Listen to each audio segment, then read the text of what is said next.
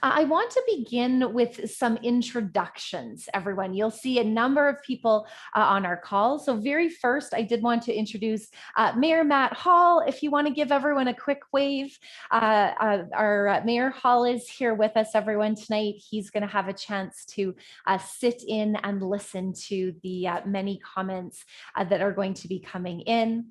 I would also like to introduce Council Member Schumacher, who's with us. Council Member, again, if you'd like to give a wave. And Council Member, I'd like to turn it over to you for a moment to bring some welcome and greetings to everyone. Thank you very much, Kim. And thank you to everyone who decided to take time out of their night tonight to continue to have these really important conversations around homelessness, which we know in District 1 is an especially important issue here for us. And so I'm looking forward to listening and following along with what is discussed tonight. And just wanted everyone to know also that this is an ongoing conversation. We've been listening for a long time now, the mayor and I back multiple years ago at this point. Trying to really stand up the programs that we're getting a chance to see roll out. So thanks to everyone for coming out. Looking forward to listening in. Thank you so much. I do have a couple of other introductions, everyone. We've got a series of, we've got a number of our city team members here as well, who are going to be providing you some information as well as answering some of your questions. So let me introduce, you're gonna see some waves from a few of the other people who are here with us. I have Holly Nelson, who is our Senior Homeless Program Manager. Thank you, Holly, for being with us. I have Assistant Police Chief Mickey Williams here with us. Mickey, if you want to give a wave. I have Housing Services Manager, Dave Decordeva, who's here with us. Dave, if you want to give everybody a quick wave. You're also going to see a number of other city team members who are here. They're going to be supporting some of the note taking that's going to be happening, as well as some of the tech support. So those are all the people that you can expect to be hearing from everyone. Let me tell you a bit about what to expect tonight, how the evening is going to flow, and then I'm also going to give a bit of a technology overview as well. So a couple of things that you can expect tonight. There's going to be an opportunity to learn about some of the initiatives and planning that's already gone into initiatives related to reducing homelessness or people experiencing the impacts of homelessness. You'll get to learn a bit about what the city is already planning. There also is quite a large opportunity to share feedback and ask questions of our team members. What we're going to do, everyone, is we're going to open up a comment period. We're going to invite anybody who'd like to offer their comments. I'm going to tell you a little bit later how to do that. We're going to have an open comment period where we're going to gather the questions, we're going to gather the feedback, and then after everyone who wants to participate has had the opportunity, we're going to invite some of those team members that I introduced to you earlier to respond to some of the comments and answer as many questions as we possibly can. So that's the flow of the session this evening. Now, one of the things that I often like to say at the beginning of conversations like this, talking about homelessness is an incredibly complex topic. We know that people have differing perspectives. We know that people have differing experiences. And I really want to ensure tonight that everyone feels safe, that they feel comfortable, and that we enter into a really productive and constructive discussion. Certainly, we want to ensure that you have the opportunity to share what's important to you, to share with us what matters. We want this to be a really honest discussion.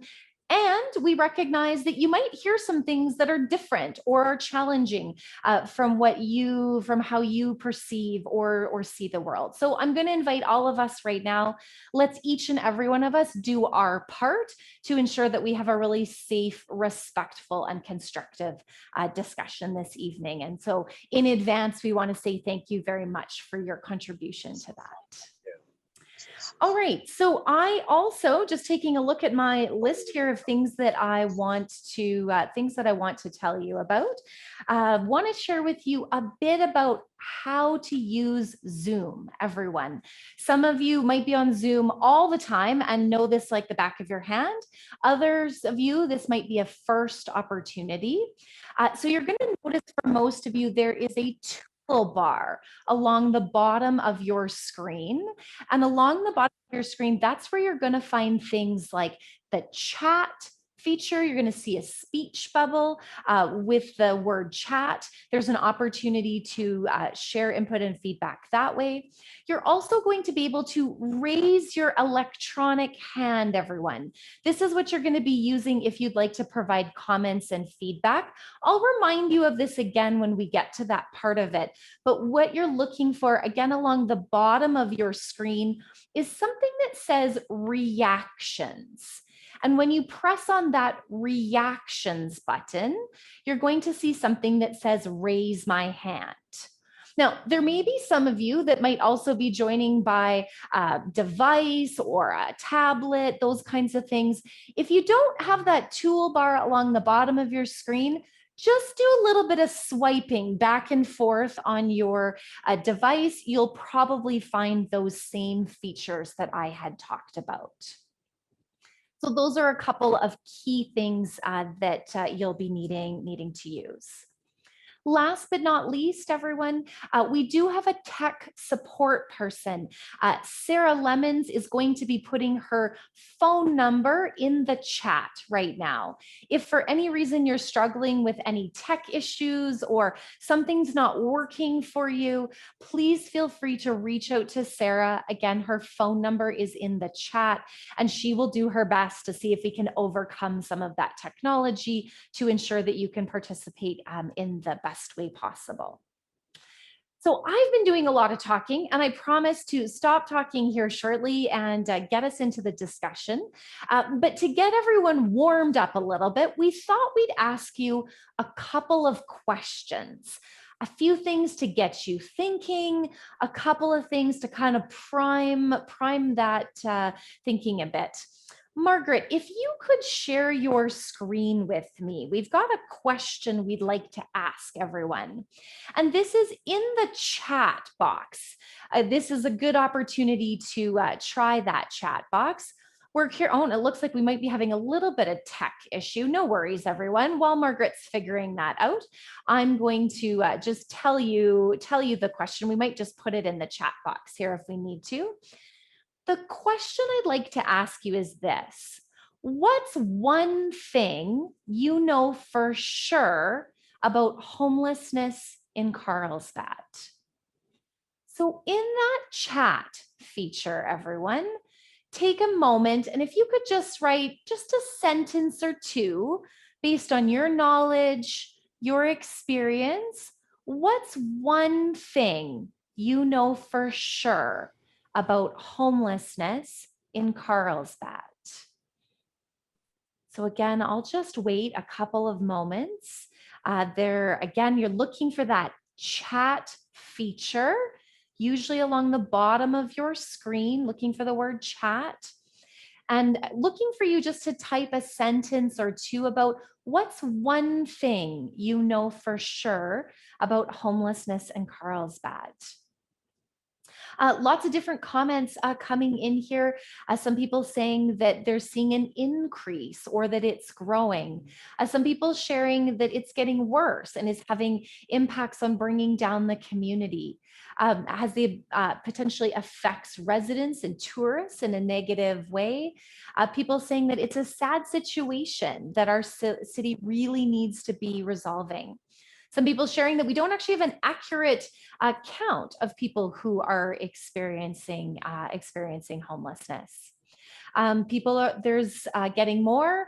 Other people saying, actually, I'm kind of new to this conversation. I don't actually know a ton about it. So thank you, everyone. And I see lots more comments are racing into the chat box as we go here. We encourage you to continue to write some comments. I have another question for you, everyone.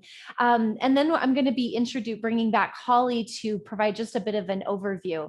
Margaret, if you could bring up that screen one more time. I have a second question for you, everyone. Again, I'd like you to put your responses in the chat box.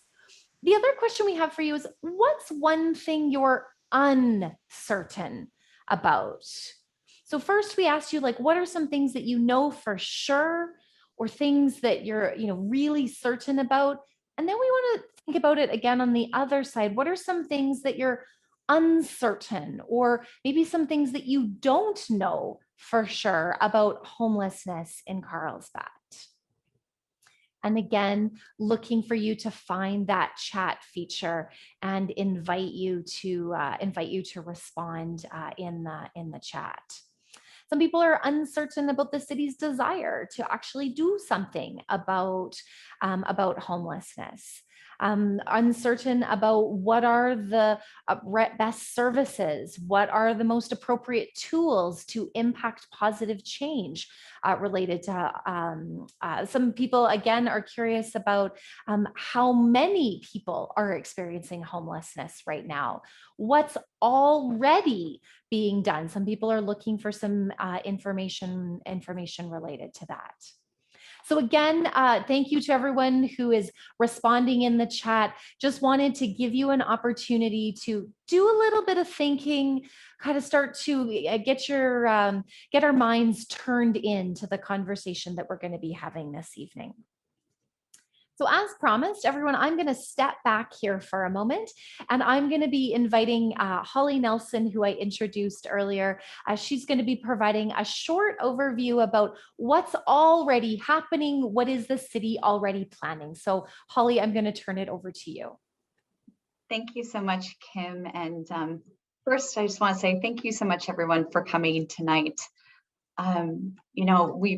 I want to hear you first loud and clear that the reducing homelessness is one of our community's top priorities, and it's one of our top priorities too.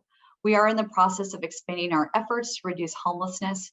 In fact, Carlsbad now has one of the most comprehensive programs in the region.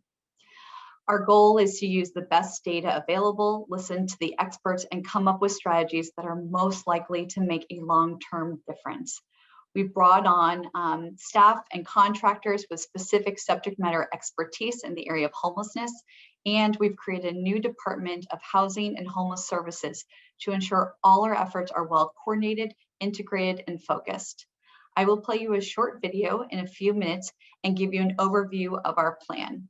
But first, I just want to say solutions will take time. I want to give you some background on the issue of homelessness, as we've received many questions on this topic. As you probably already know, homelessness is one of the most challenging problems in our nation, not just here in Carlsbad. We have a long-term goal of reducing homelessness, but that will take time. And that's why we are also measuring short-term results as well. It's also important to hear the feedback from our community at meetings like these to make sure that we are focusing on areas most important to you. So to start, we first want to give you some basic information about what we know about homelessness in Carlsbad. In terms of numbers, there are two main sources. The latest point in time count found that 147 people experienced homelessness in Carlsbad in 2020. This is a nationwide count that's done very early in the morning for 4 hours. We didn't do one this past year because of COVID. The other way that we document our numbers is through members of our homeless outreach team and the number of contacts that they've made. That number was around 500 in 2020.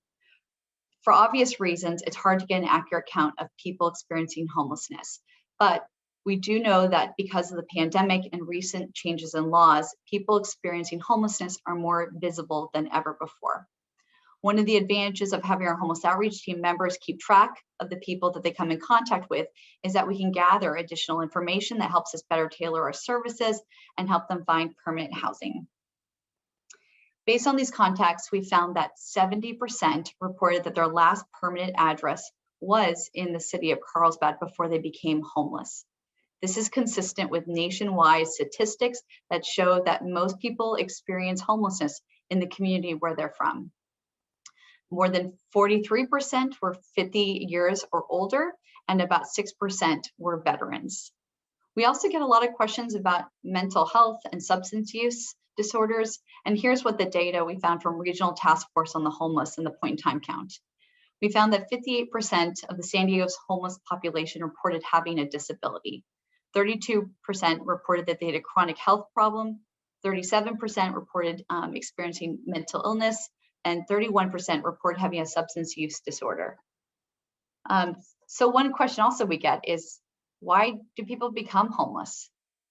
There are, of course, very big answers to this question having to do with lack of affordable housing, income inequality, systemic racism, and many other issues. But some of the ways these issues show up is when someone has a sudden illness or an accident, they lose a spouse or a job, they're a victim of domestic violence, or a child or a minor ages out of the foster care system and they don't have a place to go and they don't have a safety net of family or friends to go to. Some people may be surprised to know that many members of our homeless population in Carlsbad have jobs. In fact, nearly 20% we found are either working full-time or part-time, but they don't earn enough for permanent housing or for housing. So I know everyone probably has a picture in their mind about what a person experiencing homeless looks like or acts like, but just like any community, our community is quite diverse. Now that I've provided you some basic information about what we know about people experiencing homelessness in Carlsbad, I'd like to show you a short video that provides a very high level overview of some of the initiatives we are planning here.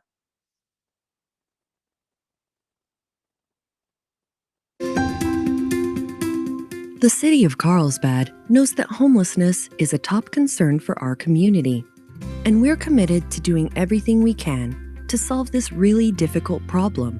But lasting solutions can take a very long time. That's why we need a combination of short and long-term interventions. The city has already been working on the issue of homelessness, but a new, more comprehensive plan will increase existing efforts and add new programs based on sound research. Studies show that the old approach of requiring someone to address their issues first in order to be considered ready for housing doesn't work very well because too many people can't overcome the barriers to getting help. This ends up costing more because emergency room visits increase, as do contacts with law enforcement and the time spent living on the streets. Housing First removes barriers to getting into housing so people can get access to services as quickly as possible. Having a stable place to live provides a foundation to more successfully address the issues that led to becoming homeless. This approach ends up costing less in the long run. One way the City of Carlsbad is using the Housing First approach is through a 12-month pilot voucher program, partially funded through federal grants. Through this program, certain people experiencing homelessness can stay in a hotel or motel with a specialized program in place that includes support services. The program will focus on shelter for women and families, individuals living in encampments, people who frequently use emergency rooms and public safety services, individuals with an underlying medical condition, and those 65 and older. The city will also work with the La Posada Emergency Shelter for Adult Men, the only homeless shelter in Carlsbad, to hire 2 social workers and provide training to existing shelter staff so the shelter can help more people. Another part of the city's program is to quickly intervene when people become homeless. Through a contract with the Community Resource Center, individuals and families will be rapidly rehoused and provided with support services so they can get back into permanent housing. Looking to remove as many barriers to housing as possible, the city will also develop a pilot program with the Humane Society to provide temporary shelter to pets of people experiencing homelessness. Given the complexity of issues related to homelessness, many different parts of the city work on the city's response. A new Housing and Homeless Services Department will consolidate these efforts and increase coordination, not just within the city, but with regional agencies and nonprofit groups. In addition to greater coordination among the existing efforts, the city is adding resources where they're needed most. This includes 1 sergeant and 2 new officers for the police department's homeless outreach team. The city will also gain access to a new social worker and mental health specialist through the County of San Diego. Plus, we will contract with a benefits specialist to help people get access to veterans benefits, food assistance, and other available resources. While the city addresses the immediate needs of those experiencing homelessness, we also realize that more affordable housing is needed. The city's recently approved housing plan identifies ways to create more affordable housing and locations where that housing could be built. Finally, to create more opportunities for the public to learn about the city's efforts and provide feedback, as well as check on progress, the City Council created the Homeless Action Subcommittee, which will help ensure the city's programs are meeting the community's needs. Learn more about the city's homeless response plan on the city's website. And thanks for being involved in this important issue. Okay, so everyone, certainly we can appreciate that there is, that provides a high level introduction, and there's lots of details and there's lots of extra information, but we wanted to offer at least a bit of an introduction to get people started. So here's what's going to happen next. This is an opportunity for people to jump into the discussion. We're going to open it up for comments. We're going to open it up for questions. Now, let me give you just a little bit of content or a little bit of process of how we're going to do this. There's, I think, almost 73 of us on the call right now. And so to ensure that everybody who wants to have the opportunity to speak, we are going to have a timer to ensure that everyone has an opportunity. So here's what's going to help me, everyone, moderate and ensure that people can discuss if they'd like to. Again, I'm going to get you to look for that button that says raise my hand. Again, that should be under reactions, and you're looking for the word raise hand. This will help me know that you've got a comment you'd like to share, or that you've got a question that you'd like to ask. So again, I'm going to invite you now, if you have a comment that you'd like to share, a question that you'd like to ask, I'm going to get you to look for that raise hand feature. I can see a couple of people are starting to find it. Again, we are looking in the reactions button. You're looking for the word that says raise hand.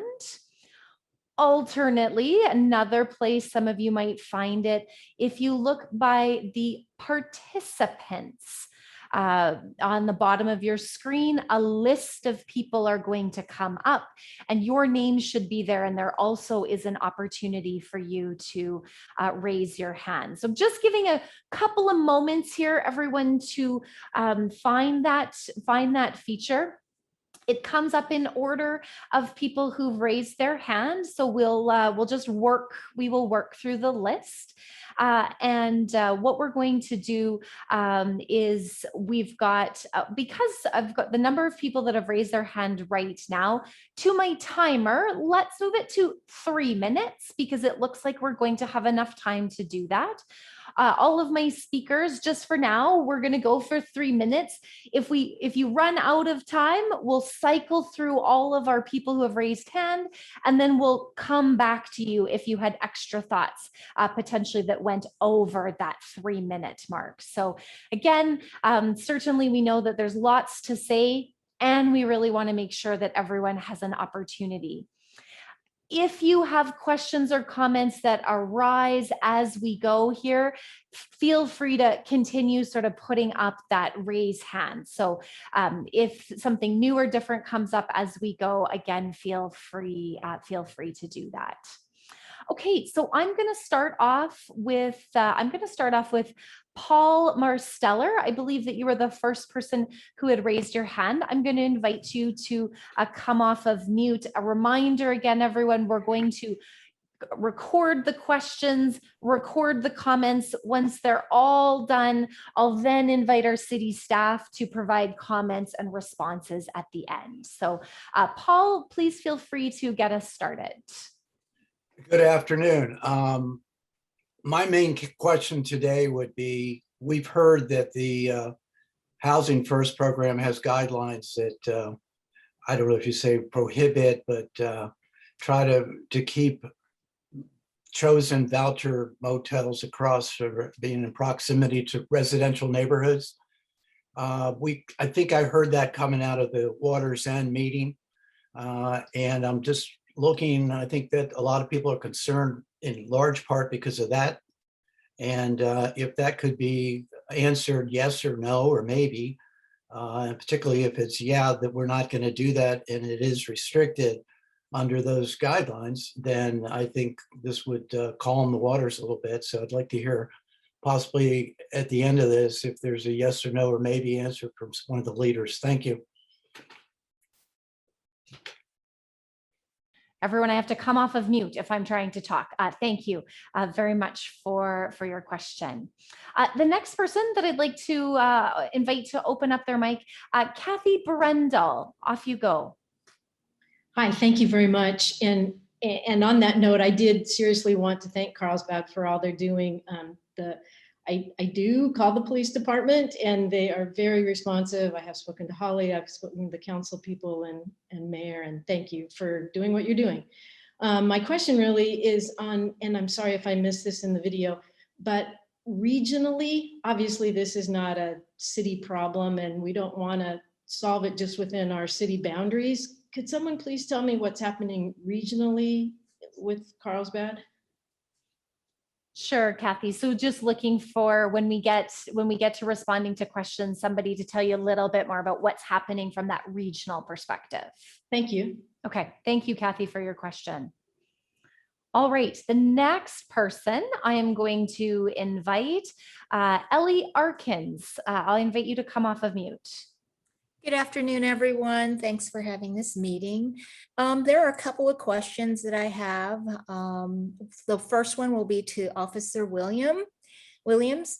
If he could please explain to us again, and I apologize for having you have to go through this again, but what officers can or cannot do with the homeless that are on our streets. And I also, the second question that I have is, what accountability does the city staff have, and who oversees the HOT team's progress to make sure it's going in the right direction and that this money that has already been allocated to the homeless team is actually working? Thank you, Ellie, for those. Thank you, Ellie, for those questions. You're You're going to see both myself, Mickey, and please know everyone in the background, we've got people who are, again, recording these questions, recording the comments, and so that we will make sure that we come back to all of them. All right, let me take a look. The next person I have on my list, Kimberly. Kimberly, I'm going to apologize. I don't know if I'm going to pronounce your last name correctly. Starts with H-E. Kimberly, I see you smiling. Over to you. Hi, Kimberly Haichu. Hi, everybody. If the homeless numbers continue to increase, is there a shut-off targeted number? Okay. Kimberly, any additional questions beyond that one? Oh, I'm probably sure I have more as it goes on. Okay. We'll record that one. And if there's other ones that come up, please let us know. Okay, thank you very much. Thank you, Kimberly. The next person I'm going to invite, Larry Posner. I believe you had your hand up next. Yes, ma'am. Can you hear me? We sure can. Go ahead. It's more of a rhetorical question. Has any city in this country, town or village, have figured out how to solve this problem? Now, I know I'm an ex-New York City people. I've been here 14 years, but New York City can't figure it out to this day. They move them from one hotel to another hotel. And I don't have any confidence that any of our agencies really have any idea of what they're doing except throwing money at the wall and see what sticks. And nothing seems to be sticking. That's the question I have. Okay. And so, Larry, I hear, as I think you started, rhetorical question, both a question, but as well as for city team to respond to a bit of like, this is complex. as stated, this is, a struggle across the nation in many cities. So does that mean that there's no end game? It's complex, it's not going to be solved? Right. Yeah. Okay. If that's what it Certainly. means, it's not going to be solved. Okay, time to move to Central America. Thank you, Larry, for your comment. We'll give staff an opportunity to respond. Thank you. You're welcome. Angela Derby, you are my next person with a hand up. Angela, over to you. Hi, can you hear me? We sure can. Okay, there were two things I wanted to say. One is, from everything I've read, Housing First doesn't work. That at least not for motels. What they need is permanent housing. It just seems like doing the motel thing is just a waste of money, just throwing away money. It would seem more cost effective to buy a piece of property and put some RVs on it, or tiny homes, build a little community and have permanent housing for the homeless, have a whole community. There could be a store, there could be people there to help with signing up for SSI and disability, unemployment. There could be somebody there with to help with legal problems, which maybe some people are afraid to go back into the community because of their legal issues. There could be somebody that helps, does that. There could be somebody to help sign up for school, and it could be a little community with a store and a community center and all that. And it seems like that wouldn't be throwing any money away. That would be a permanent solution. That's all. Thank you, Angela. Appreciate those. We appreciate those comments. Let me take a look. Kelly LeBerthan, you're next on my list. Kelly, please feel free to come off mute. Hi, thank you. Los Angeles, San Francisco, and Seattle have all gone forward with programs like Housing First, which provides permanent housing to the homeless with no requirement for sobriety or participation in addiction and mental health services. They also have harm reduction programs which work to prevent overdose deaths, but does not promote drug recovery. According to California Policy Lab, even though residents are served by social workers, nurses, psychiatrists, and vocational and substance abuse counselors 24 hours a day, 7 days a week, there was no reduction in substance abuse or psychiatric symptoms. The problem isn't access to services, but participation in them. San Francisco's Homeless Report 2019 shows that of those who took shelter, that was their choice, that 17% of those used mental health services and only 11% used substance abuse services. So what does work? In Houston, Texas, the Democrat mayor there argued the city must balance the provision of services with enforcement of the law against street camping and drug consumption. Between 2011 and 2019, Houston reduced homelessness by 54% as it continued to skyrocket in Los Angeles, San Francisco, and Seattle. Treatment First programs do work. I totally disagree with the presentation at the beginning. Treatment First programs work. The University of Alabama at Birmingham has run a multi-decade study on intensive housing and treatment programs for the homeless that get people off the streets, into recovery, connected with employment, and eventually onto independent living. We must be careful to not fall into the Housing First trap of careless compassion by housing the unsheltered without the homeless individual agreeing to abstinence. Simply housing drug addicted or mentally ill without commitment by each individual to sobriety does not end the cycle of homelessness. It perpetuates it. I urge the city staff and council to look into these successful programs and studies before adopting the failed Housing First program. Thank you so much. Kelly, thank you so much for your comments and your feedback there. We appreciate it. Thank you. Dennis Jensen, I believe you are next on my raised hand. Dennis, please feel free to come off mute.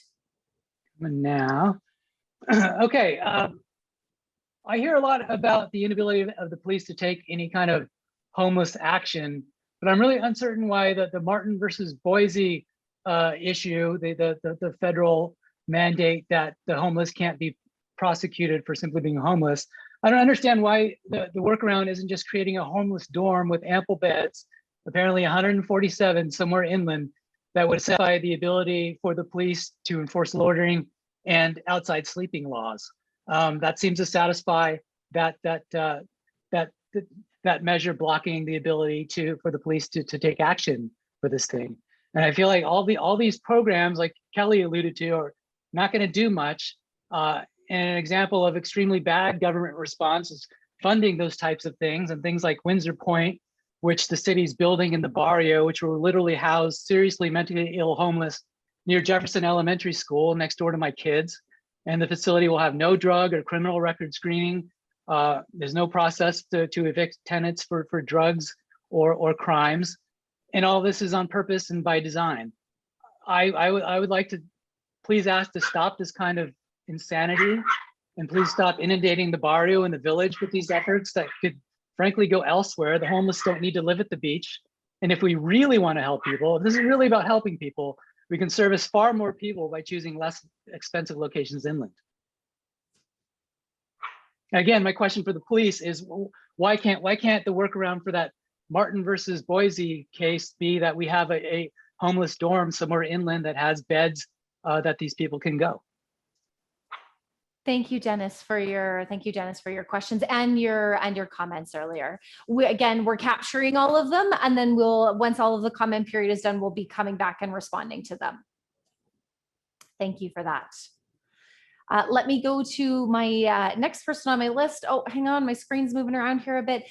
Jean Walker, I'm going to invite you to come off of mute. Hi.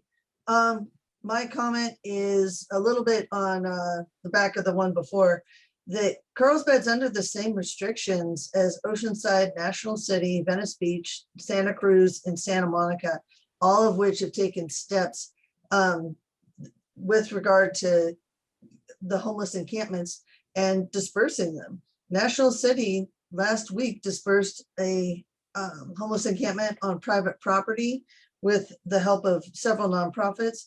In Oceanside, their whole program, a 6-month program, is going to cost $636,000. Carlsbad's program is going to cost $3 million. There's no reason that it has to be that way.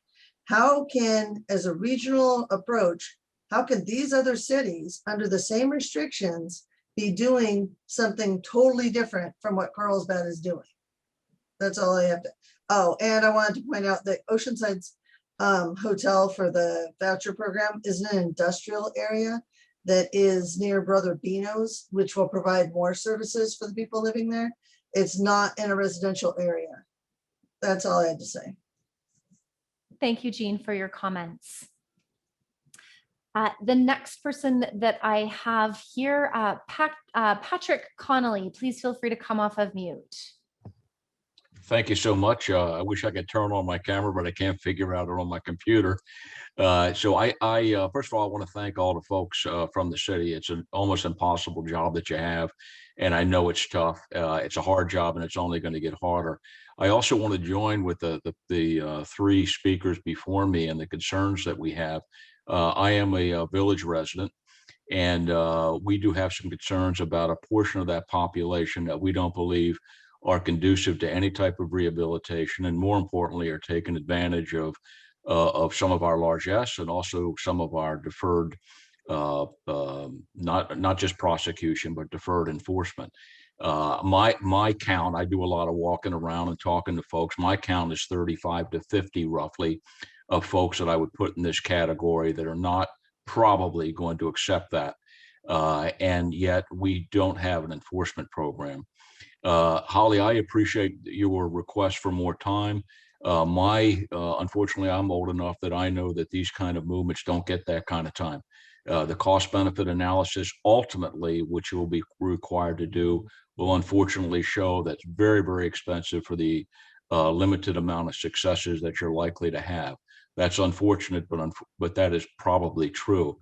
Unless we get some realistic enforcement, that window will be even smaller. So we've got to find it. I've read and reread Martin v. Boise. I reluctantly have come to the conclusion that it's the law and there really is no workarounds other than Dennis mentioned one. I'm going to mention another. I think we have to embrace Martin v. Boise, whether we like it or not. And that means that we have to have interim, not long-term, but interim shelter for folks in the village.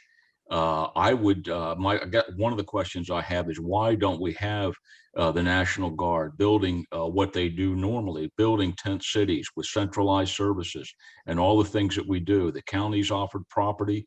I know Camp Pendleton had a plan in 2018 to handle things. And I will suggest to you 3 properties in the city. That is the Faraday Center, the back parking lot, the conference parking lot at the police department and the fire headquarters. And if we still own the insurance company building, assessing that. Without that, we are not going to be able to do enforcement.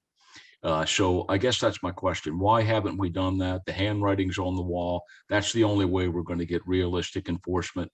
And I end probably as I began. Unless we do, Holly, you are not going to be given the time to show the success that you ultimately, it's a noble goal. And I share it, by the way. I support the compassionate efforts that we are doing, but we're not going to get there unless you begin. Thank you, Patrick, very much, both for your comments and for your question. We definitely appreciate it. See a couple of more here, everyone, of people who have raised their hands. Jeff Toth, I believe you are next. Please go ahead and unmute yourself. Hey, thanks, Kim. Yeah, the last 4 or 5 commenters have been right on point and take away basically a lot of what I was going to add. The one thing I would want to touch on a little bit more, though, is the true cost benefit analysis. And that's not the direct, but the indirect. So I know we're getting a kickback from FEMA, at least we hope to. And I know that, the video or Holly will tell you that studies in other cities show that, getting people off the street is less expensive than living them out there and using social services. But, these other cities, their main source of revenue doesn't come from tourists. So, what's going to happen if you guys do some Google online, look at some of these motels and see the reviews, and they're awful. And the word's going to get out. And these hotels that you're going to be using, can you realistically think that the nice Legoland family is going to stay there, right? Are they going to even stay on a motel on that block? So what kind of clients will be staying at these motels when the good tourists are gone? More crime, more of what we're already experiencing. Yeah,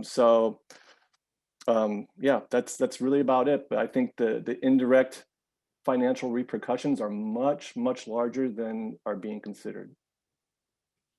Thank you, Jeff, for your comments.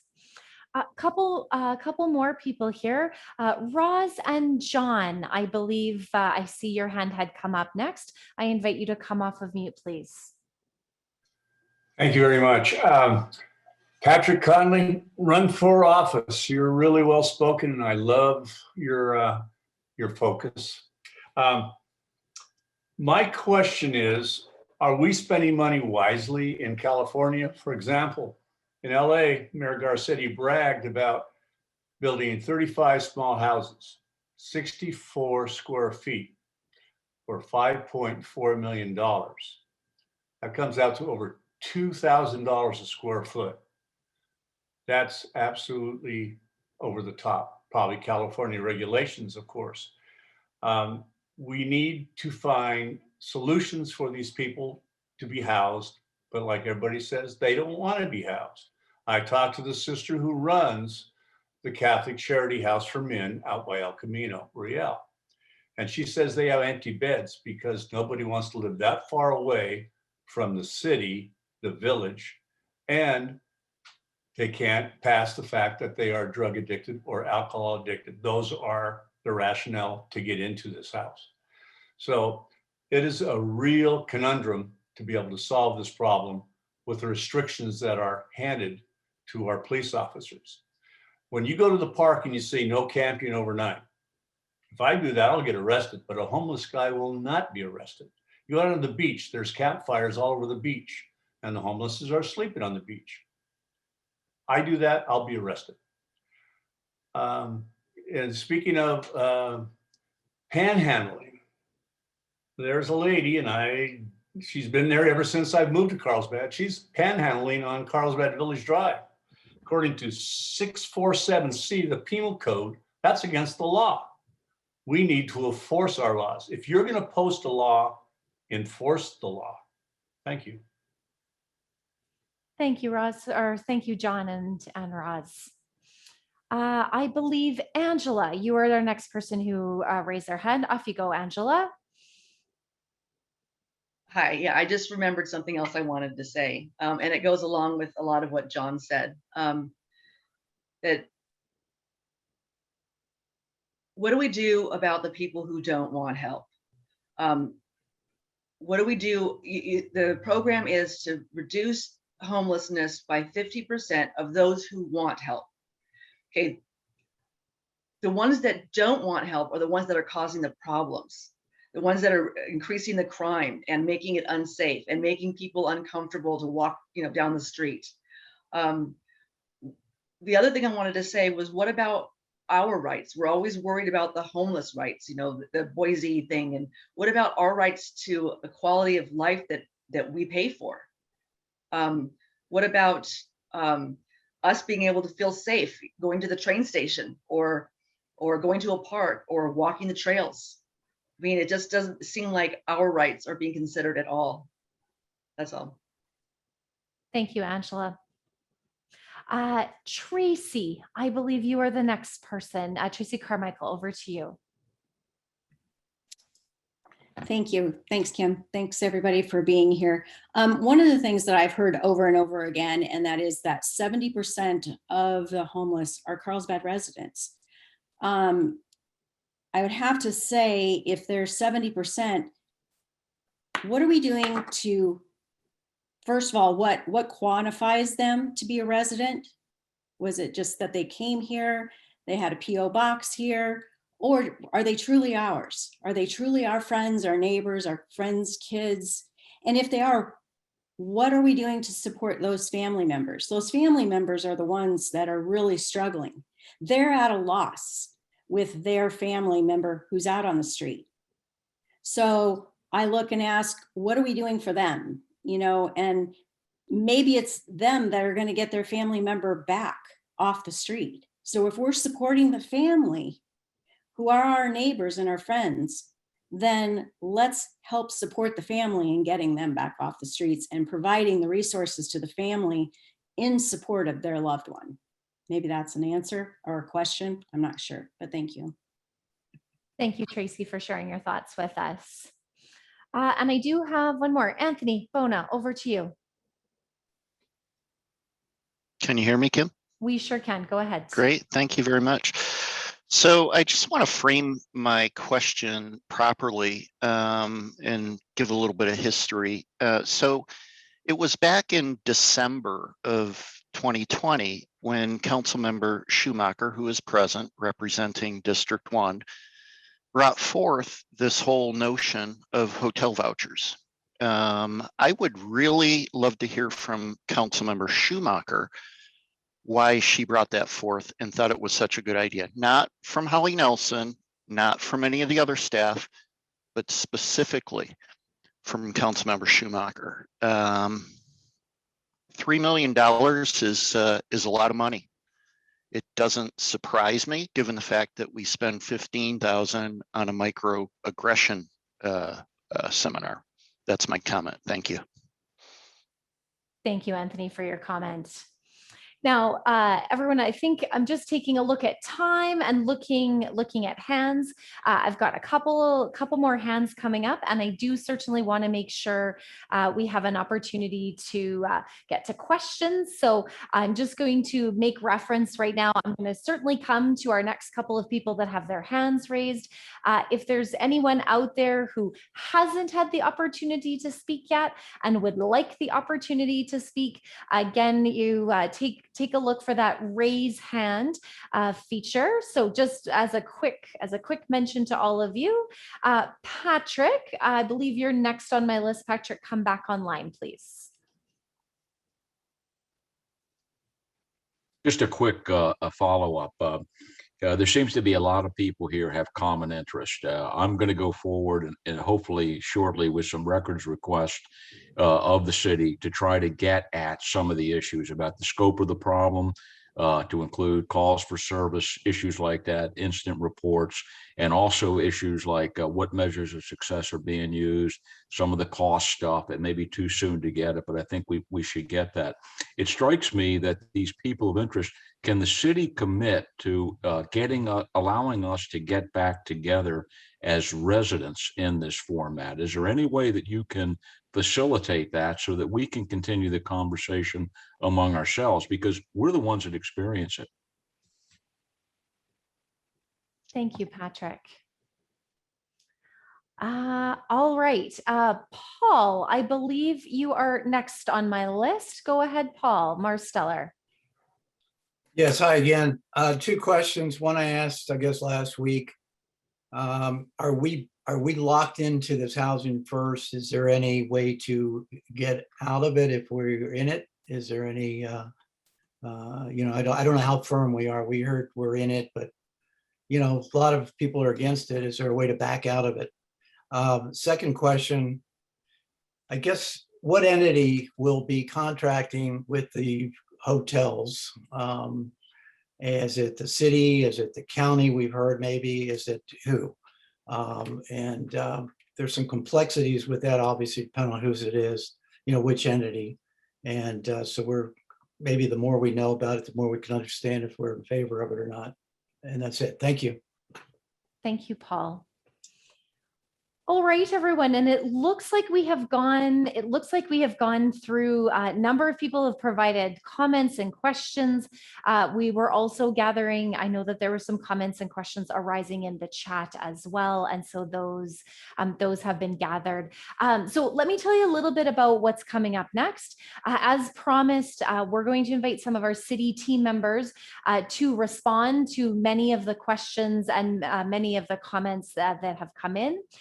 For this evening tonight, we've invited our council members to be here to listen, everyone. And so there is an opportunity to hear from our city council members on June 28th. So all of this data, all of this feedback that has been gathered is going to be going to the City Council Homeless Action Subcommittee. They're meeting on June 28th. And this would be an opportunity to tune into that meeting and hear back from our council members. All right, so I'm just taking a look. I haven't seen any additional hands come up, so I'm just going to do some flipping back and forth here, everyone, between questions as well as so Mickey, I believe we're going to start with you here first. And again, I know that there's been quite a few people who've been joining as we've been going. Let me just do a quick catch people up to speed, because I do see lots of people having joined over the last 10 or 15 minutes. Wanted to let you know that we're knee deep in discussion right now. We've just gone through about 30-ish minutes of people providing comments and questions. We're now moving into the portion of our time together where we're going to get some of our city team members to provide some responses, both to the comments as well as to the questions. Because of the number of people that had signed up for this session, everyone, we've opted to add an additional 30 minutes onto our session if we need it, if we're feeling like there are still some questions that we need to respond to. So please know if you're going, I thought we were going to be done at 7 o'clock. Again, just due to the size, we wanted to ensure that we offered enough time. So please know if we're going a little bit over our scheduled time, that is why we're doing it. If for some reason you're not able to stay all the way to the end of the session, you can note that we have been recording the session and will record it all the way to the end. And so you have the opportunity to watch the video afterwards. All right, Mickey, I sort of gave you a prompt and then I got a bit distracted. So I'm back over to you here. So the question, we got quite a few questions about law enforcement. So a few, or maybe two to kick us off. Mickey, tell us a bit about, are people allowed to sleep in city parks with all their belongings? And then we also heard people talk or make reference to Martin versus Boise. Maybe you can tell us a bit more, those of us not familiar with that, what that is and why it matters to this conversation. So Mickey, over to you. Sure. Happy evening, everybody, and thank you for being here. Just to start off, my name is Mickey Williams. I'm the assistant chief currently with the police department, but I've had the opportunity to serve as a police officer for the city for 26 years. And I worked my way up from a patrol officer to my current position. So I've had an opportunity to see from a law enforcement perspective, day in, day out, this issue as it's developed.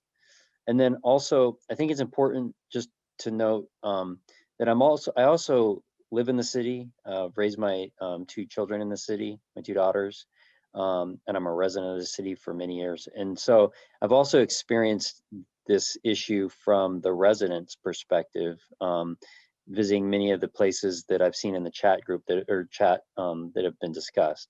So I think it's just important that when I talk about this, I'm talking from a perspective that's experienced both sides, the law enforcement side and as a resident and a parent. Regarding the Martin versus Boise, let me just touch on that case, but then more of the philosophy that has been developed from the courts, and it all revolves around the Constitution and the constitutional rights of people.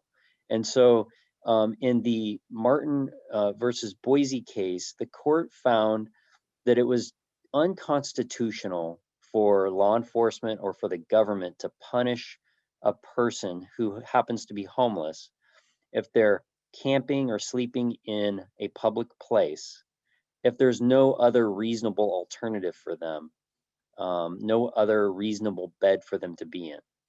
And the concept of the court and the rationale of the court was basically that it's just not fair if somebody happens to be homeless that they get punished for sleeping, which is a natural effect and derivative of being a human being in a public place. And so that's what the issue with respect to camping and sleeping in public, those kind of issues as it relates to enforcement due to the Martin versus Boise cases, is you have to enforce those rules and laws, you have to show that there was a reasonable alternative, basically a bed available for that person. There's some distinctions and important parts of that. The case, it refers to public property and public land, not private. We still have full authority to enforce trespassing on private lands. So we're talking more about the public areas, which are the parks. There was a question about whether alleys are public or private.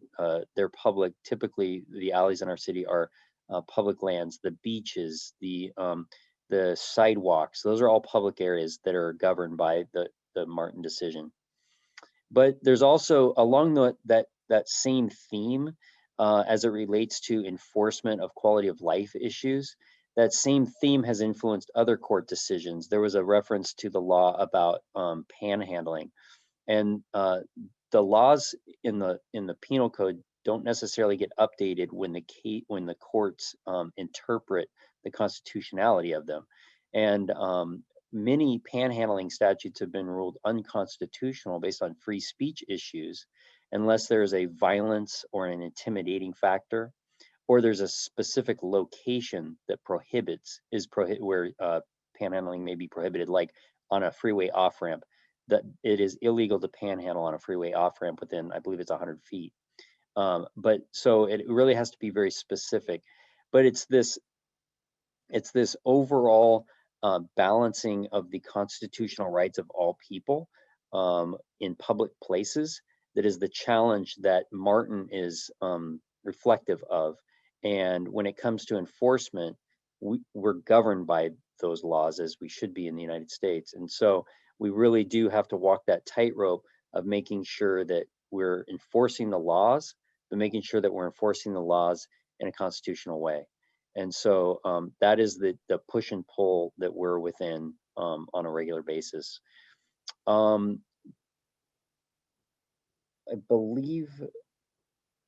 I think I'll stop there and see if there's any follow-up questions that Kim, you might have. Maybe the other one, Mickey, to touch on, we've heard a number of people have questions or comments sort of related to this. Maybe talk a little bit about what is the Carlsbad PD already doing? Maybe to share with people a little bit about some of the work that already happens. And you talked a bit about balancing quality of life and crime and ensuring residents feel safe in their communities while also trying to make positive change related to homelessness. So maybe Mickey talk just, and I'm sure there's lots of things PD is already doing, but maybe talk a bit about some of the activities or the things you're already doing. Sure. So we've seen a really large growth in the homeless outreach team that's been developed and added to over the last 3 years or so. We're now at 6 officers and 2 sergeants, 7 days a week, which is quite an investment by the city. With the 2 new officers and the new sergeant, in addition to the purchase of several e-bikes, we're really trying to come up with a deployment strategy based on data for our homeless outreach officers to try to get ahead of the calls for service that we're getting. It's not uncommon for our officers to respond to what are called maybe an unwanted person, somebody that's loitering in an area or sleeping in an area, and we get a call for service as it relates to that. So what we're doing is, like we have done for several years with our crime-related issues, with the homelessness-related issues, we're looking at the data, seeing where the community is calling for us to help them with the homeless related issues, and trying to put our homeless outreach officers on foot, on bikes, in cars with the social workers in those areas before, with the intent and the goal of trying to prevent the community from having to call us, trying to solve those issues before the business owner tries to open their business for the day or the resident wakes up and goes outside that morning. That's what we're trying to get ahead of. And the key to being successful in that is we have to have the data, and we get the data from the community calling us and asking for our assistance. And I think that's another really important takeaway I hope that this group leaves tonight with, is how important it is to not be in any way intimidated or afraid to call the police for help. We're here to serve the community. That's what we signed up for. That's what we want to do, and we want the community to call us. You'll never take a police officer away from a more important thing or call by calling us. Our dispatch system and the way we assign officers is completely based on priority, and so you'll always your call will be prioritized as it's supposed to, and we'll send an officer when there's no other higher priority thing for them to respond to. But we really need the calls from the community so that we know if you're having an issue behind your house or near your business or where your children want to play, you call us and tell us that, so that we're aware of it, and we can hopefully, with the additional officers and the new rollout we're trying to take, hopefully we can solve those problems before you have to call us. So that's what we're doing. And that mirrors what we're doing from a crime perspective. For many years, we've had the crime analysis and response program. It's called CARS, Crime Analysis and Response. And that is the format that we are now using for our homeless response, which is based on data where crime reports occur. Every week, all of our lieutenants meet and discuss crime-related issues, and then develop deployment plans for the next week or two or longer periods of time to try to get ahead of crime trends and crime incidents that are occurring within the community. So again, as it relates to crime also, it may be a minor crime that you've suffered or been a part of in some way, but it's still important to call us, because I can guarantee you that your reports are going to be discussed in the next Wednesday meeting, and they will influence where our officers go and how we deploy them in the field. Thank you, Mickey. Mickey, I've got one more just sort of quick clarification question. Kelly, I do see your hand raised, so please know I haven't forgotten about you. Just give me one moment. Mickey, there was just a quick follow-up question, and I think I might have just lost it here. There was a question, somebody asking like, so am I allowed to go into a park and sleep and be there without a violation? Maybe if there, I know that sort of came up in the chat. Maybe if you could just speak to that really quickly. Well, it seems like a simple question, but it's a more complicated answer, because as with all case law, as it develops piece by piece, that's what the Martin versus Boise case is, and it relates to homelessness and having a reasonable accommodation alternative. And reasonable isn't defined by the court, so we're still trying to develop what is reasonable. I've seen recommendations of having accommodation options outside or inland. How far away from where a homeless person typically is reasonable to have them move, and that isn't defined. So we're really trying to abide by the spirit of the court's decision. And so when I'm asked that question, is it okay for me to go sleep somewhere where there may be a rule against it? Along with the spirit of the Martin decision, if there was an alternative location for you to sleep and where you're sleeping technically is illegal, then it probably would be permissible for our officers to issue a citation and take enforcement action because there was a reasonable alternative. If you didn't have a reasonable alternative, for example, even if you had a house, if you were locked out of it or for some reason didn't have access to it, then it probably would not be a permissible enforcement action. So they're very fact-specific determinations that our officers have to come to when they enforce the law. Thank you, Mickey. So Holly, I'm going to turn it over to you here in a moment. I've got a few questions for you, but just before we do that, Kelly, if you'd like to offer another comment, we'll sort of put it into the queue of things. So Kelly, go ahead. Feel free to come off of mute. Thank you. I just wanted to ask a follow-up question of the officer. So if when the officer is called out to, say, someone loitering and they're not really breaking the law, what happens with that person? Are they just kind of moved along? Do they go to the beach? Do they get taken into the station?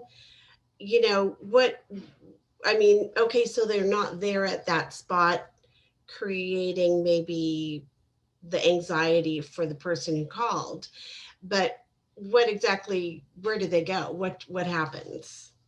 Right. So the officers respond with two different primary tools. One is the legal authority they have to take action, and the other is the opportunity to influence or try to help or solve problems without maybe invoking their authority. So with somebody that's loitering, typically, unless it's a specific location, like maybe on school grounds during a school day or something that specifically is illegal, loitering is not illegal. It's a person's constitutional right, for the most part, to stand where they wish in public for as long as they wish. And so the actual authority for the officer to move that person is very limited. But the reason why it's so important to call us is with the investment that our city has made in homeless response and services, that radio call gives our officers, though they don't have the authority to move them, the opportunity to have the conversation with them and start talking to them and expose that person to the social worker. And it may be the first time or it may be the 10th time, but at some point, hopefully that person is receptive to the opportunities that are provided by the city to improve their position in their life. And so to your question, if there's no technical violation of law, our officers don't have the authority to tell that person to move or to move them. But by still being called, even though it's not technically illegal, it gives that opportunity for that interaction that hopefully will lead to that person being in a better position in the future. Thanks, Mickey. Kelly, I'm just going to get you to hold your thought here for a few minutes. I know that there's a number of other questions that we had, so I'm going to go through a few more questions that were asked, and then if we've got some time right at the end, I will come back. So thank you very much for that. I know that there's probably many questions with lots of detail here, so thanks for your patience. Holly, I've got a couple of questions. I've got a couple of questions here for you. We've heard some studies that show Housing First doesn't actually work. And so maybe you can talk to us a little bit about why the city's using this approach, as well as, maybe some of the details related to the plan and the approach itself. So Holly, over to you. Thank you, Kim. And first, let me say that there are many different approaches to solving homelessness. And the state of California requires the Housing First model because it's been proven to have better outcomes. And the older models that require someone to be ready and housing ready, in lots of studies haven't produced as much evidence as some of the Housing First models. The idea is to use housing as a tool, not a reward. And so we are going to, this is a model that we are going to be moving forward with. Regionally, we have a lot of studies that are posted onto our website. If people are interested, I encourage folks to take a look. Again, Housing First doesn't mean that there aren't, again, supportive services and resources on site. We will have behavioral health, we will have rules and expectations. And if people are doing things that are unsafe, that they will be exited from the program. So I just want to assure people, and the city, again, will be heavily involved in this project. We know that this is a very high profile program, but we also know that Housing First has been run in lots of hotel models that have been successful in other cities around us. And so just wanted to share that. The other thing, again, is I think Kim, you asked about, what was the other question? I'm sorry, Kim, you had asked. The other question I'm going to just frame it just a little differently, Holly, based on some of the questions that people asked. Also curious, could you tell us a bit about what else is being considered besides Housing First and the voucher program? Maybe if you could tell us a little bit more about what's happening regionally related to issues of homelessness. Yeah, I know that there's been a lot of attention focused on the voucher program. And of course, this is a very expensive program, but the city is doing a lot of other initiatives. I know that several other folks brought up the importance of getting people connected to permanent housing. And so we are looking at trying to utilize different housing vouchers, our rapid rehousing program. The city just invested $350,000 into a rapid rehousing program to help individuals who are experiencing homelessness exit the streets. And so that's been a program that we received funds last year that has been very successful, and we've been able to move a lot of homeless families, a lot of individuals experiencing homelessness off the streets, and they've been able to maintain their housing this last year. The other thing is we are working to hire an employment and or contract with an employment and benefit specialist. So to help people, really develop those really important tools so that they can go back out into the workforce and try to get a job, or again, get connected to really critical benefits that they may be eligible for, and helping to navigate that. So those are some of the things. And then regionally, we are, a lot of things are going on. And so we know that Carlsbad alone can't solve this issue. And so we are looking at regionally, we are partnering with other North County cities.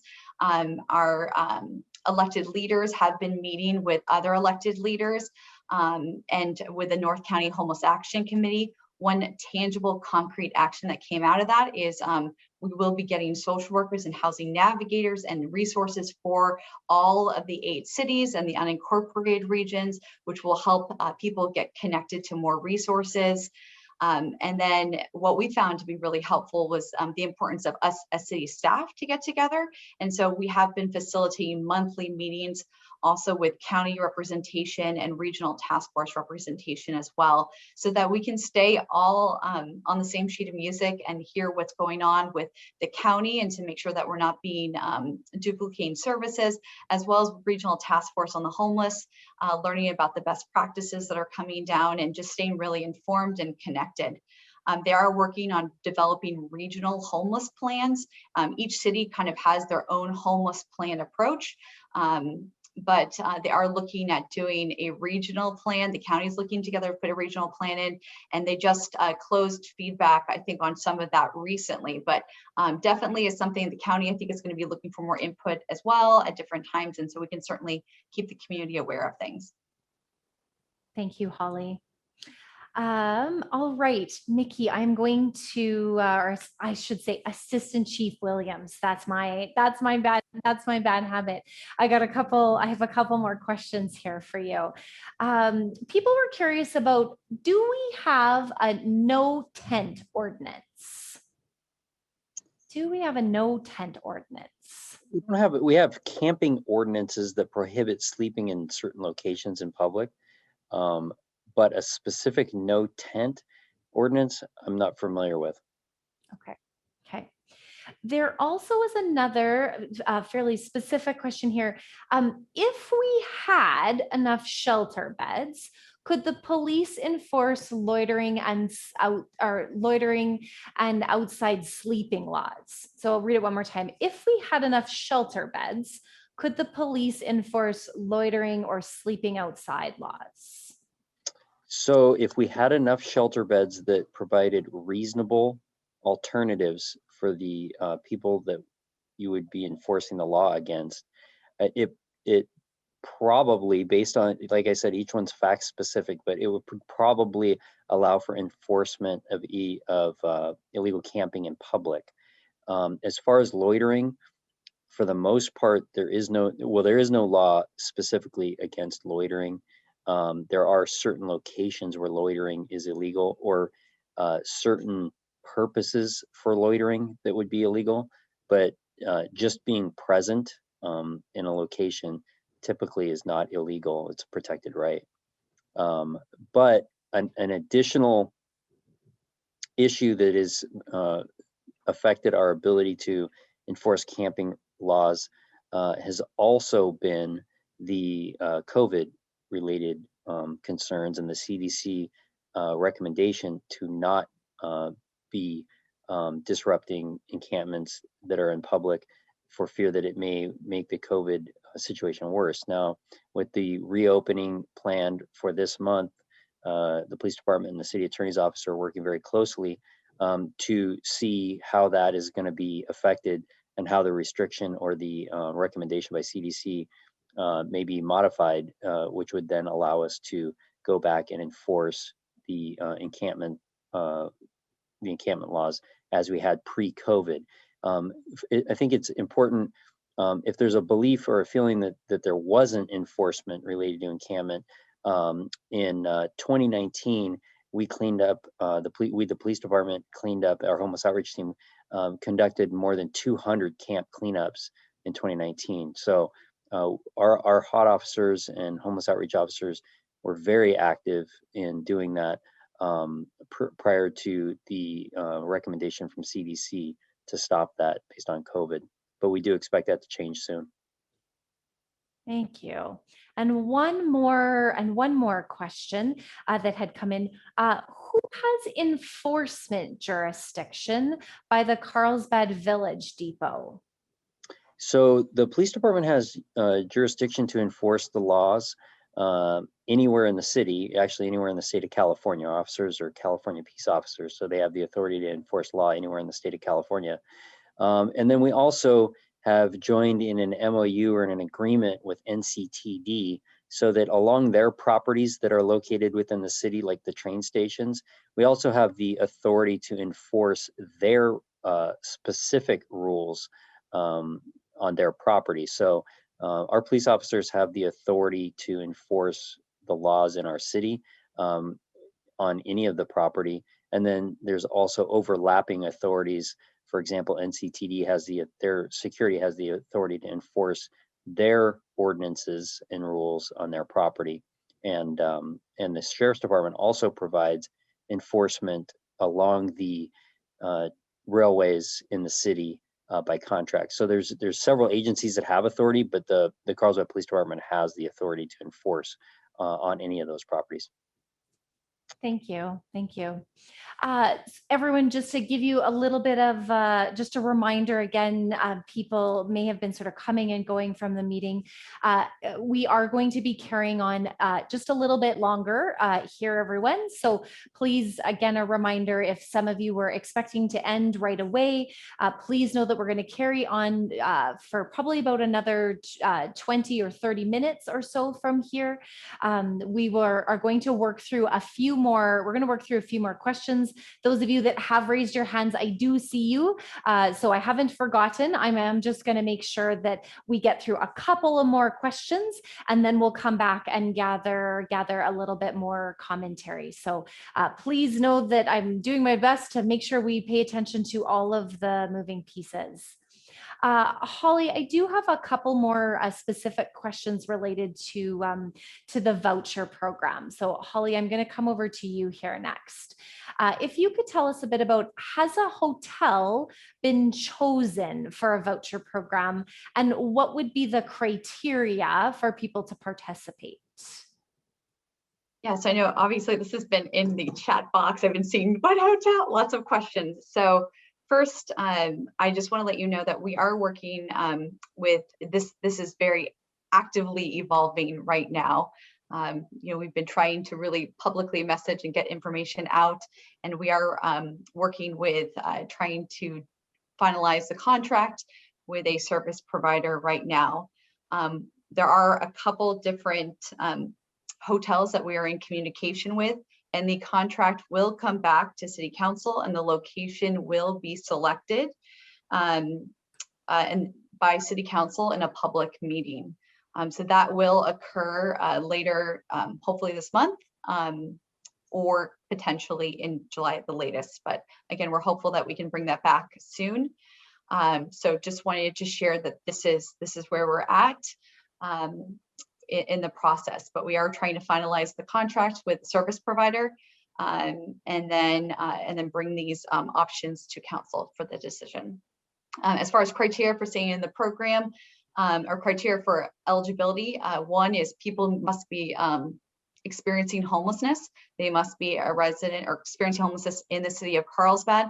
And then we do have, again, we are going to be accepting referrals from our homeless outreach team, city staff, faith centers, nonprofits, self-referrals, but they also need to meet FEMA eligibility criteria because we do want to get FEMA reimbursed. So there is a list of 23 underlying medical conditions. So that's going to be part of it, as well as they could be 65 years or older of age.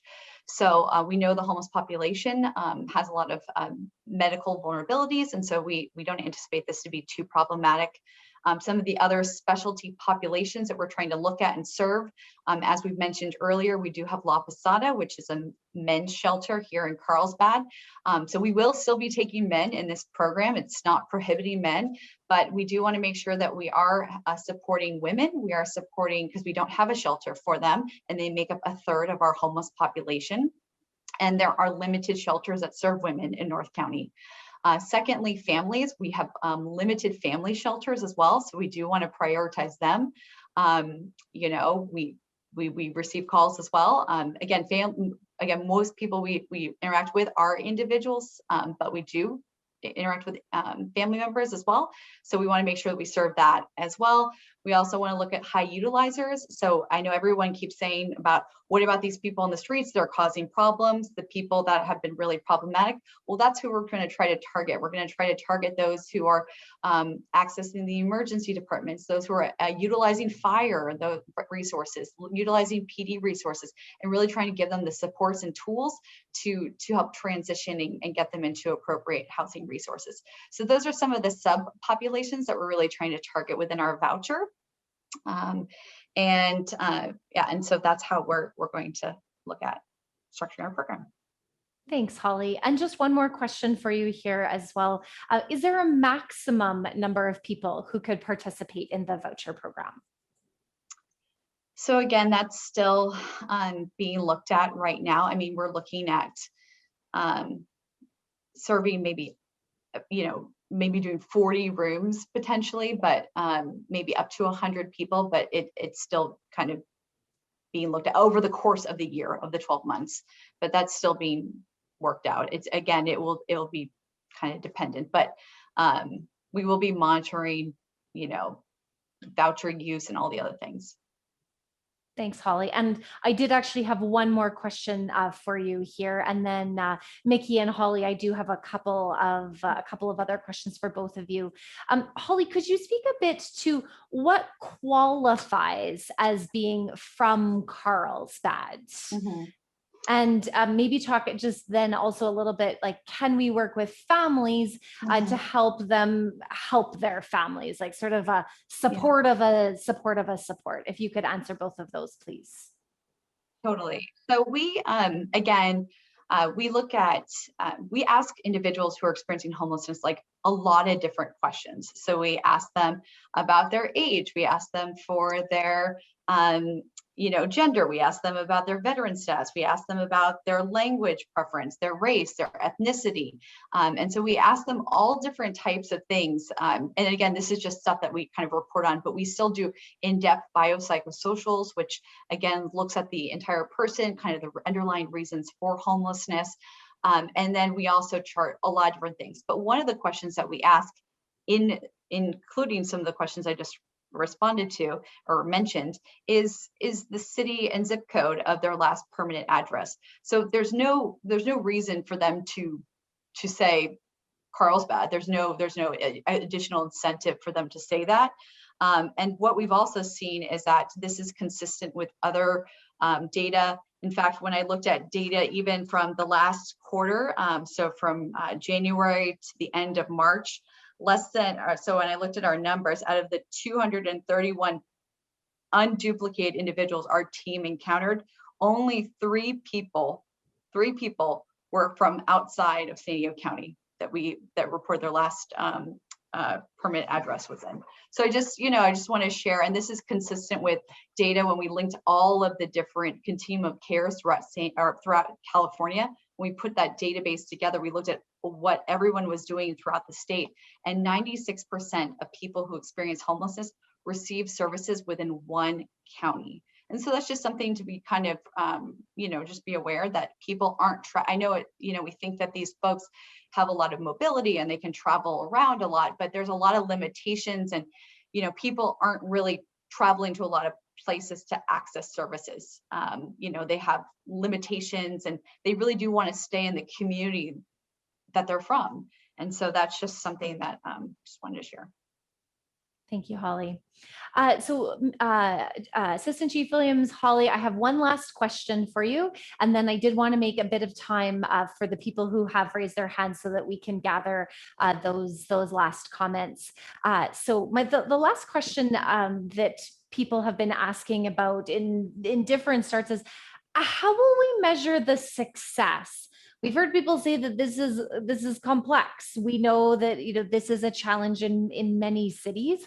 So what is Carlsbad looking to measure the success of these initiatives or measure the success of these programs? Oh, you want to? Yeah, I mean, with the hotel, and also I forgot, Kim, you had mentioned it real quick. I just wanted to say, we also work with families. We get phone calls all the time from families who are reaching out to us, and it is really tough. they are really struggling, and they're talking about their sister, they're talking about an ex-boyfriend, they're talking about their daughter, they're talking about their son. And so our homeless outreach team goes out, and in fact, it happened yesterday. We had somebody who reached out to myself and my colleague, and they hadn't heard from their sister for several days, and they were worried. And so our homeless outreach team reached out and was able to identify this person and have that person connect with their sister. And so it is something that we are doing all the time. We talk to them about different resources that are available and support systems, whether that's NAMI, whether that's Al-Anon, Alateen, all these different resources that are available, and really kind of encouraging them to look at supports for themselves. We acknowledge that this is really, it impacts the entire family system when you have somebody experiencing homelessness, and then when you have somebody maybe with substance use disorder or mental health. And so we recognize that this is a super complex, and so it is something that we definitely try to support, but there's definitely a need for more resources. And we do try to divert people or do family reunifications when possible, and try to get people connect with loved ones if that's healthy for both parties involved. So I just want to share that as well. But as far as measuring success with our hotel program, in our staff report, we did say that we wanted 50% of our individuals, which is really high, but we want 50% to be exited to permanent housing. And so we are going to be doing we're going to have higher staff working there to do that. So it's a smaller caseload ratio. So there's going to be more intensive work that's going to be done. And we're going to hope that 30%, our goal is 30% to be moved to an emergency shelter, transitional housing, or some sort of other kind of level of care. And then only 20% exiting back to the streets. So in most traditional shelters, I mean, the positive discharge rate into permanent housing is maybe 20% or 30%. So this is not, in most emergency shelters. And then we see 50% just exit back to the streets. So we don't want to do something, that isn't effective. We don't want to keep putting people into a shelter and just see them return to our community like just a couple of weeks later. And so we really want to, with the hotel voucher program, we saw during the pandemic with this really unique opportunity to see, California had Project Room Key, where we had over 15,000 rooms that were available. And we saw people access housing that had never accessed services before.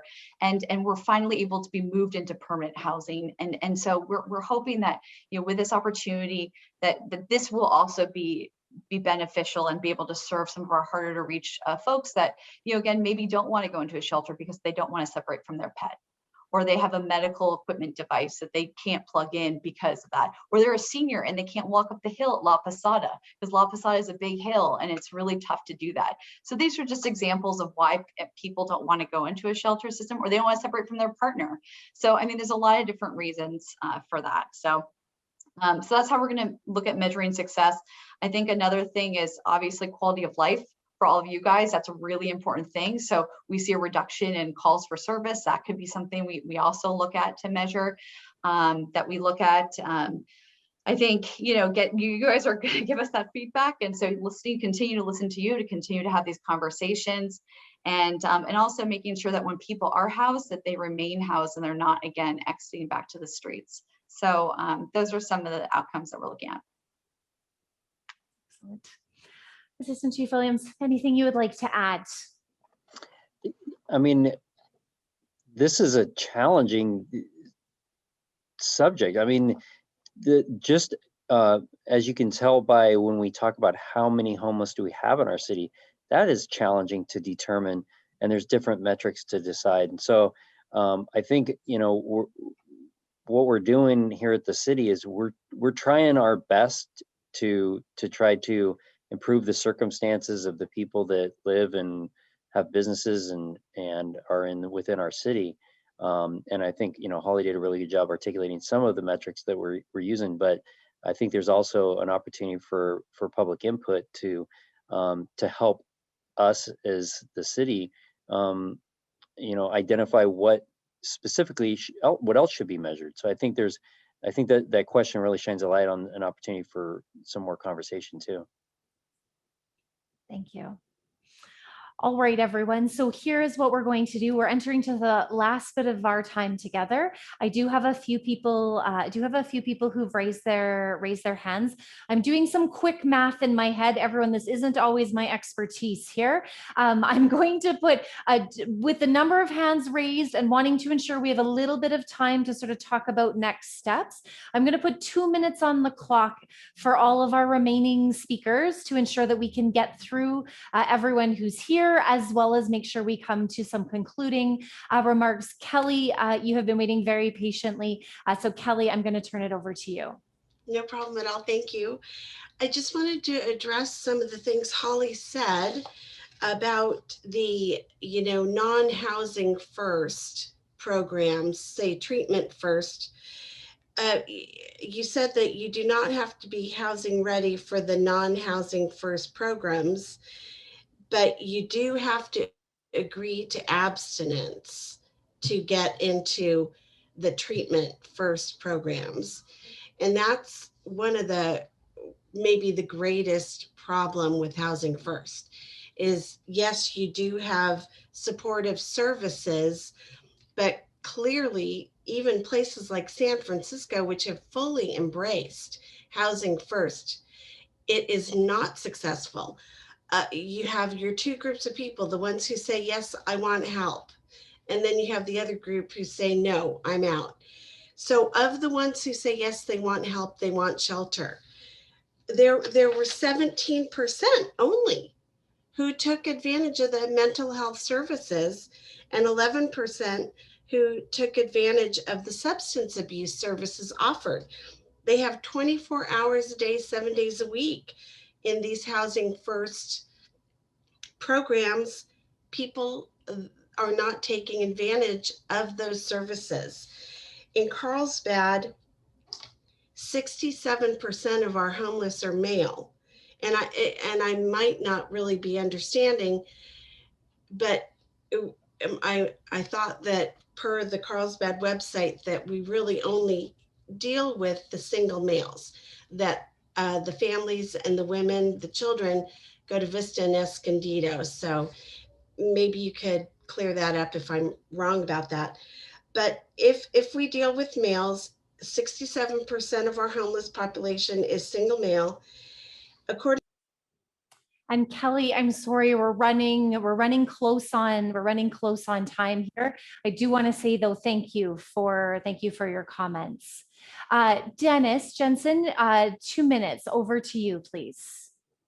Okay, well, I have a two-parter. One, as established here, given that a dorm with ample beds would satisfy the police's need to actually police the homeless, why is this not part of the city's plan? And two, why is the city's plan going through without our meaningful approval? As with the aforementioned atrocious Windsor Point homeless facility being built right next to my kids, we had hundreds of neighbors against it. Why does the city continue to act against the constituents' wishes? Why isn't it going to a vote? Thank you, Dennis. Anything else you wanted to add?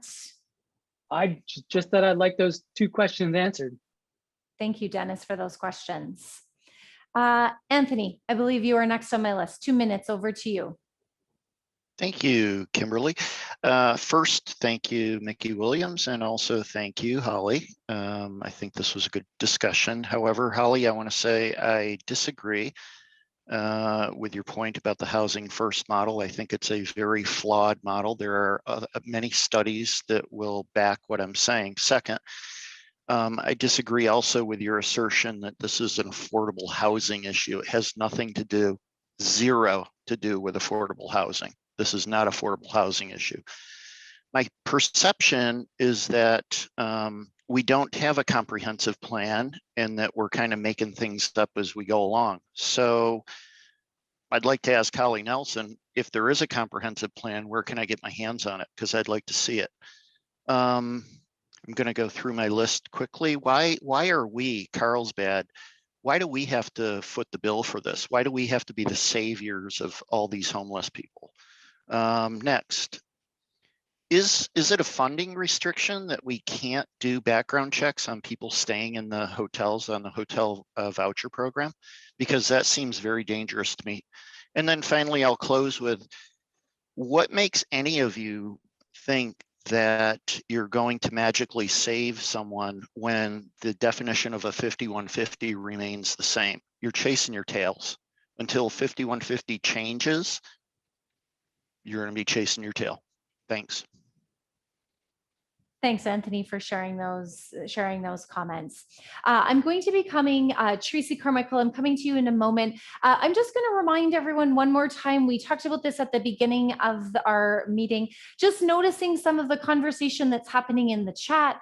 Again, I'm just going to ask everyone, again, people have different perspectives. We've heard it lots tonight. There are different studies, there are different visions of how to move forward. I'm just going to continue to ask for any of the comments that are in the chat.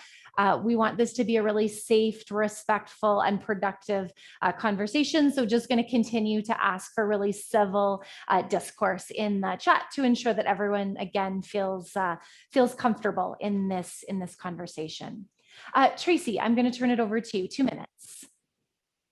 Thanks, Kim.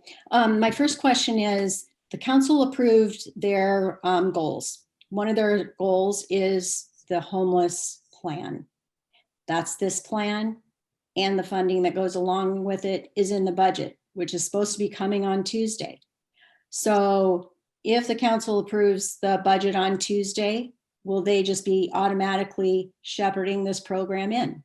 Or will it be separated out? Will there be an opportunity to pull this out of the budget to include further input from the community? The second point that I want to make in a question, and I don't know if this goes to Holly, but in your RFP, I'm very aware that in RFPs, requests for proposals, that you have to include all of the information. So the back and forth about how many houses or how many rooms and who are we going to, that's got to be included in the proposal. So is it a Carlsbad proposal, or are we really hiding underneath the secret veil of the county? And I don't mean any disrespect to that. Thank you, Tracy. Thanks. A couple more here, everyone. Paul Marsteller, I'm going to invite you. I've got 2 minutes here for you. Yeah, I had a question. How is the Housing First invitation, if you will, going to be sent out? Will people, let's say in Skid Row in LA, be hearing about it and be invited? And that's could include a lot more people, obviously, than rooms that could be coming down here. And are there any contingency plans? It should be a real plan, because it's no doubt what happen if it goes that far, geographically. We got 60 rooms or so, and we got thousands of people possibly would like this deal. What are the plans when these people show up here and there are no hotel rooms? What is the plan to deal with that overflow? So we just magnified the problem. And anybody thinking about that or have any backup plan? Thank you. Thank you for those comments, Paul. Patrick Connolly, I'm going to turn it over to you, please. Yes, thank you. Quickly, Holly, I highly encourage you that we do some geospatial analysis, and that we include as a measure of success community satisfaction with the program. In my area, it does include District 1, so it'll be fairly easy to do, so we can see how successful that is. Secondly, I really would like to have the city, this is a very good focused group. Will the city commit to allowing us to use their facilities so we can continue to meet and discuss these issues as residents? Thank you. Thank you, Patrick. And the last speaker I have here, Rosemary, please go ahead. Yes, hi, thank you.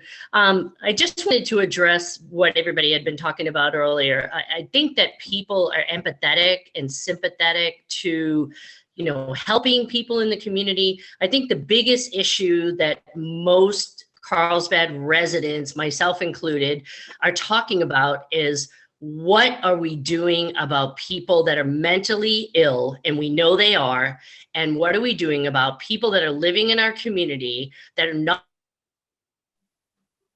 Oh, just one moment, Rosemary. We lost your sound there for a moment. Just give us a moment, everyone.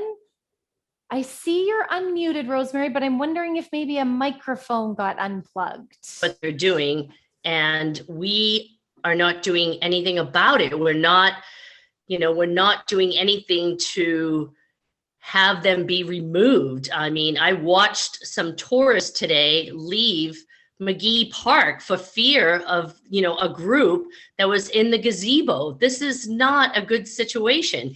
We're not talking about people that are looking for help. There's people that come that need help. I've dealt with that over the years. I'm talking about people that are not looking for help. That is the number one issue. And I think that's what people on this call are talking about.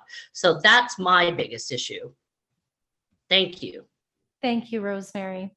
I do have one final speaker here, everyone, and then I'm going to ask a final question of all of you that we're going to put some responses in the chat.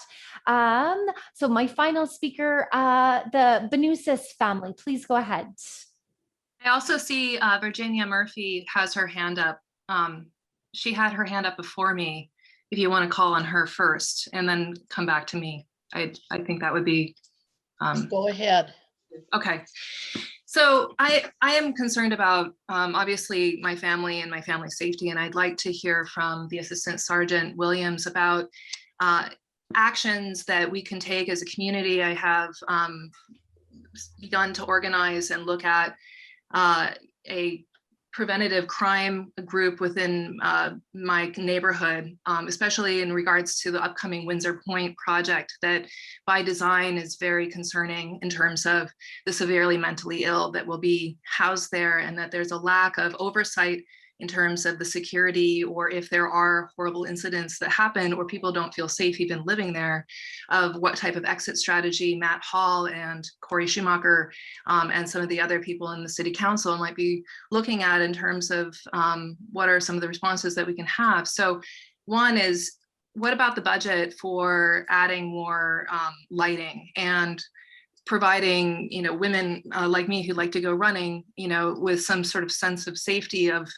free alarms that we can carry on our person, because we are looking at incidents in the past. If past incidents can be predictors of future incidences, we have that already in our history here in Carlsbad, and we should be really concerned because, like some of the other people have mentioned, there are differences in terms of the qualitative behaviors that I've observed and have been documenting through photographic means, as well as calling into the police department and not seeing them addressed, where the safety concerns are really at the utmost importance. But not only that, the other types of public health issues. So you guys are trying to address one public health issue by throwing money at this problem, but it's also attracting more participants.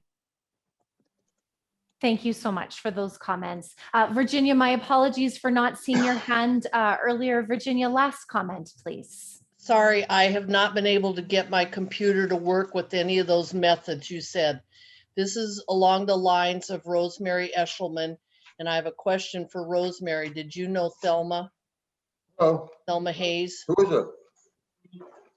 Yes. Never mind. My question is anybody been on any of the forums that you've had so far from the NAMI group? Are they, and or is NAMI being asked for input regarding all the mentally ill and the homeless? My parents happened to form the NAMI group in Carlsbad. They're both deceased now, and I'm not able to carry it on, but I know there are many others in the community that are participating in NAMI, and I hope they are being heard and represented here about the mentally ill. Thank you very much for Virginia for those comments.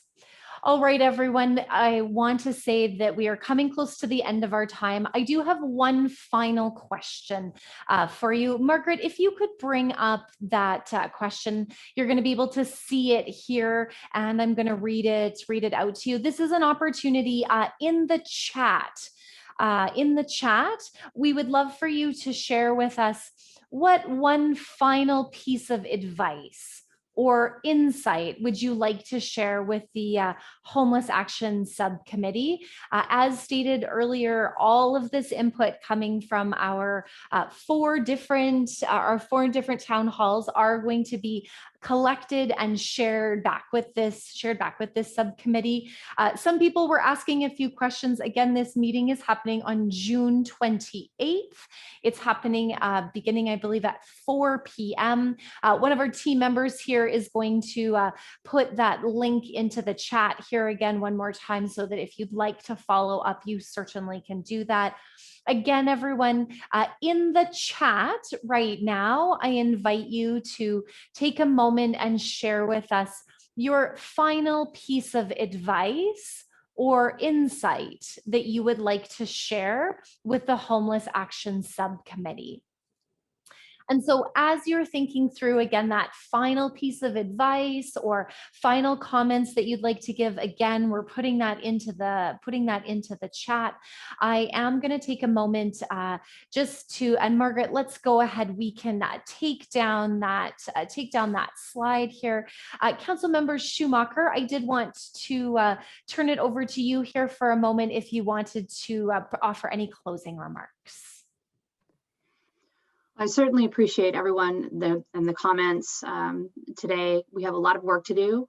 This is an issue that is very intractable. And to be perfectly honest with you, up and down the state of California, as we're looking at the eviction moratorium from the state getting ready to be lifted, we know that the problem is not going to get better, and that is the truth. So continuing to work together to tackle this issue is what we need to do. And I look forward to continuing to work with the community, my district, as well as with other council members and the mayor on tackling this issue for the city of California, for the city of Carlsbad, but then also continuing to work regionally, having launched the North County Regional Action Planning Group, and then also now working with coastal communities and North County Transit District because of the issue that is shared across the border. So thank you for coming out tonight and looking forward to continuing to do the work. Thank you, Council Member. Last couple of reminders, everyone. There is an online survey. So if you know people who were unable to attend tonight's event and they're interested in providing feedback, or if you had additional comments, there is an opportunity to share your comments back in an online survey. Again, we'll be putting that link here in the chat to our project webpage that will have all of the up-to-date information as well as opportunities to participate. And then I'd like to close by saying a big thank you to all of you. We've said it so many times tonight, and I believe that it is worth repeating that this is an incredibly important issue in this community. People care about it. It matters to all of you that are on this call tonight. And so thank you for giving your time. Thank you for giving your insight into this discussion. So with that, I'll just leave the meeting open for a couple of minutes here. If there's additional comments that are coming into that chat on the last piece of advice, and we will, on that note, say thank you very much for your participation. Stay well, everyone, and enjoy the rest of your evening. Thank you very much for coming.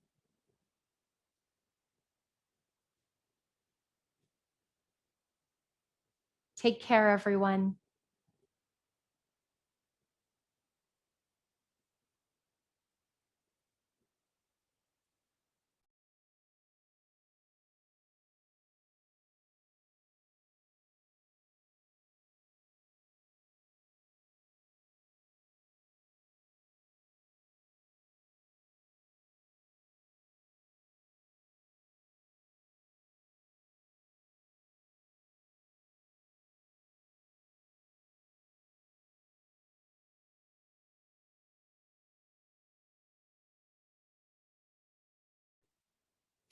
Thanks again, everyone, for your time. It looks like we've got our last couple of comments here coming in the chat. So again, thank you very much for coming. We're going to go ahead and close our meeting.